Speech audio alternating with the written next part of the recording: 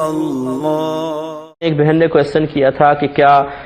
وتر کی جو تیسری رکعت میں دعائے قنوت پڑھی جاتی ہے، اگر وہ یاد نہ ہو تو اس کی جگہ 3 بار سورہ اخلاص پڑھنا جائز ہے؟ دیکھیں، مسئلہ یہ ہے کہ یہ صحیح نہیں ہے، محققین نے اس سے منع فرمایا ہے۔ پہلی بات تو یہ کہ دعائے قنوت یاد کرنے کی کوشش کرنی چاہیے، اگر بالفرض یاد نہیں ہے یا ابھی یاد کر رہے ہیں پوری یاد نہیں ہوئی تو قل هو اللہ شریف کے بجائے یا تو یوں پڑھ لیں، یہ جو ہم پڑھ لیں ربنا آتنا فی الدنیا حسنۃ وفی الآخرۃ حسنۃ وقنا عذاب النار، ایک مرتبہ یہ دعا پڑھ لیں، یا پھر 3 مرتبہ یوں کہہ لیں رب اغفر لی، بے کو غین سے ملائیے گا، رب اغفر لی رب اغفر لی رب اغفر لی، 3 دفعہ کہیں گے، اس کا معنی ہے کہ اے میرے رب میری بخشش فرما دے۔